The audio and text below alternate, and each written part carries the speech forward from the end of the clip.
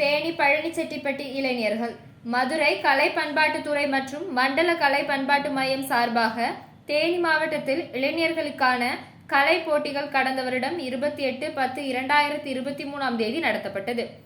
இளைஞர்களுக்காக நடந்து முடிந்த கலை போட்டியில் தேனி பழனிச்செட்டிப்பட்டி சேர்ந்த செல்வன் ஹரிஹரன் பரத கலையில் முதலிடமும், தேனியை சேர்ந்த செல்வி திலகலட்சுமி குரலிசையில் 2ஆம் இடமும் பெற்றனர்.